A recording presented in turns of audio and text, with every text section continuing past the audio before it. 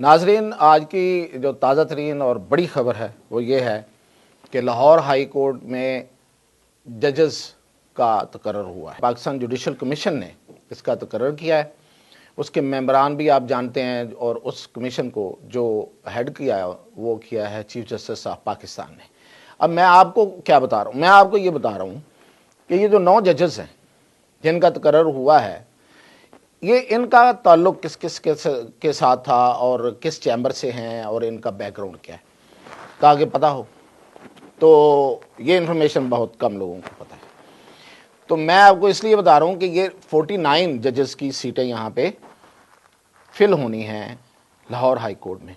तो फिलहाल 9 जजेस फाइनल हुए हैं और ये 20 के करीब इनके कैंडिडेट्स थे। टोटल जो लिस्ट आई थी उनमें से 9 जजेस हुए हैं। अब मैं बारी बारी नाम लेके उनके तारफ़ करा देता हूँ, ताकि फिर आगे एक और मसला वो है इस्लामाबाद हाई कोर्ट के ज़ख्मी जजों का, कि वो जो दुखी दिल के साथ बैठे हुए हैं, जिनके साथ उनके मुताबिक ज़्यादती हुई है, तो वो क्या कर रहे हैं और वो क्या गलती कर रहे हैं, ये दोनों चीज़ें बताऊँगा। तो सबसे पहले लाहौर हाई कोर्ट में आज एक साल के लिए ये हैं वैसे जजेस। उनमें सबसे पहला नाम आता है हसन नवाज मखदूम। ये एडिशनल अटार्नी जनरल हैं, इस वक्त काम कर रहे थे, और ये वज़ीर कानून आज़म नज़ीर तारड़ के बहुत करीबी हैं। इतने करीबी हैं कि उनके साथ ये मिनिस्टर इनक्लेव इस्लामाबाद में रिहाइश पजीर भी रहे हैं। ठीक है जी। और दूसरे नंबर पे आते हैं सरदार अकबर अली डोगर। ये वकील हैं और इनको मतलब वकील तो सारे, इनमें से सारे वकील हैं, क्योंकि जो 4 एडिशनल डिस्ट्रिक्ट एंड सेशन जजेस के नाम आए थे वो चारों के नाम इसमें शामिल नहीं हैं। जिनके नाम फाइनल हुए हैं वो उनके नाम नहीं आए इसमें। तो ये सारे वकील हैं। तो सरदार अकबर अली डोगर वकील हैं, और ये एस.एन. भून जो हैं, जो वकला के लीडर कहलाते हैं, वकला के सियासतदान कहलाते हैं, वो पाकिस्तान जो इसकी होती है सुप्रीम कोर्ट बार एसोसिएशन, जो सबसे बड़ी बॉडी है वकला की, उसके सदर भी रह चुके हैं। तो ये उनके बहुत करीबी हैं, तो ये बन गए हैं। और फिर हैं जी मलक जावेद इकबाल वैंस। इनकी वैसे तो रिकमेंडेशन जो है वो पीपल्स पार्टी के फारूक एच नाइक ने की, सेनेटर ने, जो कि इस कमीशन के मेंबर हैं, प्रोफेशनल वकील हैं और एडिशनल अटार्नी जनरल के तौर पर इस वक्त रावलपिंडी में काम कर रहे हैं। मलक वकार हैदर हैं, इनको भी जज बनाया गया है। और ये अमीनुद्दीन खान जो इस वक्त आइनी बेंच के सरबराह हैं, जस्टिस अमीनुद्दीन खान, उनके करीबी हैं और ये मुल्तान से इनका ताल्लुक़ है। सैयद एहसन रज़ा काज़मी ये वकील हैं, और एक सैयद कल्बे हसन है जो जज भी रह चुके हैं और वकला सियासत में, बार काउंसिल की और वकला सियासत में बड़े सरगर्म हैं। ये उनके रिश्तेदार हैं। और जवाद ज़फ़र हैं एक, ये भी वज़ीर कानून के चैम्बर से इनका ताल्लुक़ है, तो उनको भी जज बना दिया गया है। खालिद इसाक हैं, ये इस वक्त एडवोकेट जनरल पंजाब थे, बल्कि हैं अभी, ज़ाहिर है जब ये हलफ उठाएंगे तो ये भी जज बन जाएंगे। इनको भी नाम फाइनल हो गया है। मलक अवैस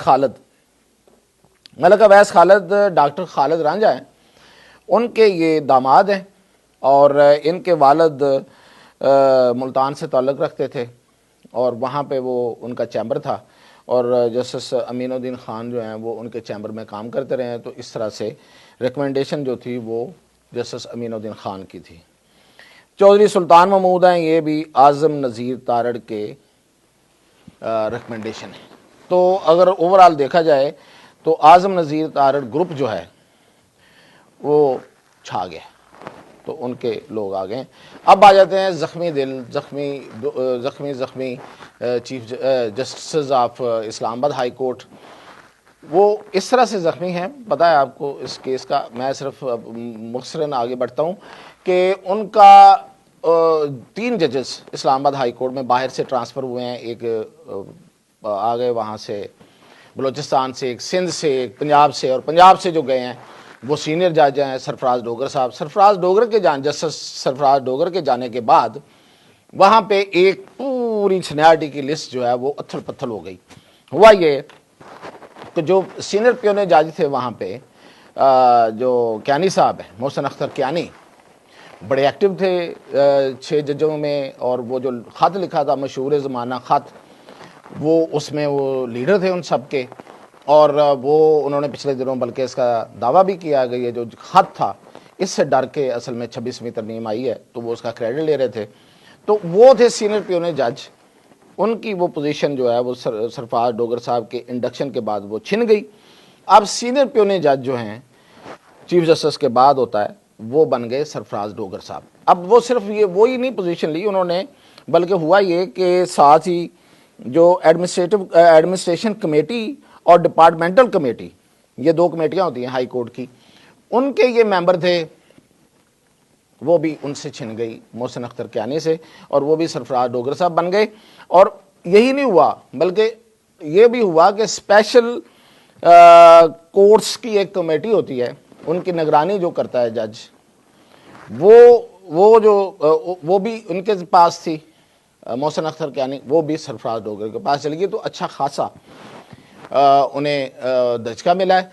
तो बाकी जो जजेस हैं वो एक एक स्टेप नीचे हो गए हैं सारे। जाहिर है कि ऊपर एक स्टेप आ गया तो फिर सारे एक एक उनकी सीनियरिटी जो है वो नीचे चली गई है। तो ये इन 6 नहीं है इनमें, हाँ 6 ही है, 6 नहीं 5, सॉरी अब 5 रह गए।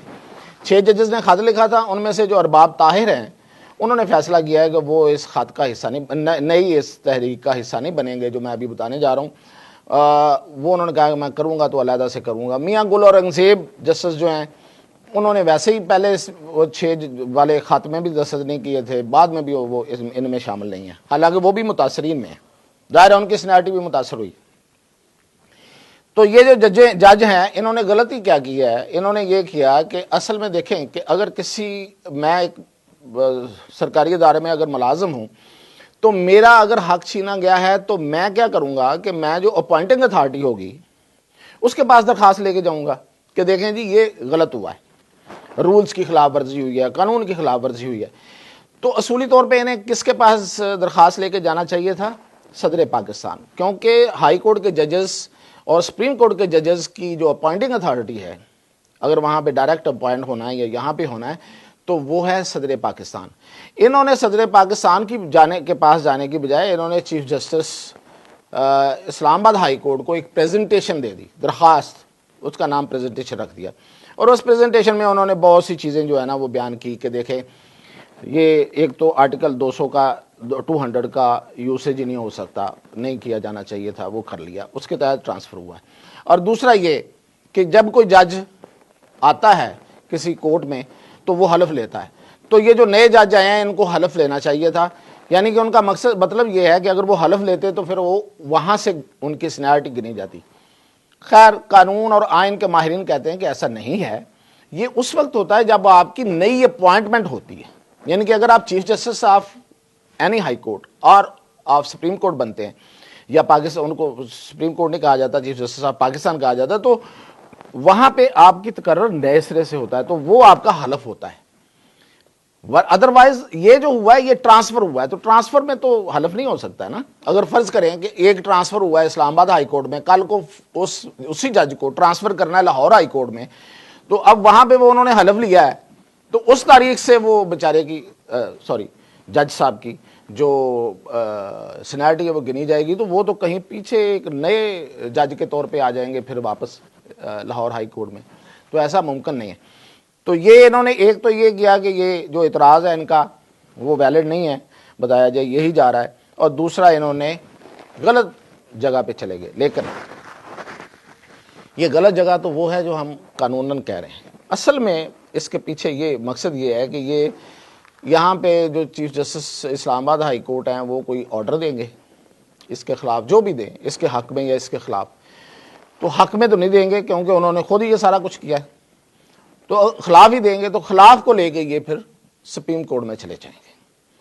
अब सुप्रीम कोर्ट में अगर इनका ये ख्याल है कि ये आईनी बेंच के पास नहीं जाएगा तो ये माहिरीन कह रहे हैं कि गलत ख्याल है, ये आईनी बेंच के पास ही जाएगा, क्योंकि कॉन्स्टिट्यूशनल मैटर है, कानून का मामला है और रिट पिटीशन है, होगी, कंसिडर होगी। और दूसरा, अगर इनका ख्याल ये है कि मीनवाइल ये जो आईनी बेंच है इसकी कंपोजिशन चेंज हो जाएगी तो नए जज जो हैं वो इसमें आ जाएंगे, तो ये भी उनका ख्याल है। हमें इस ख्याल की कोई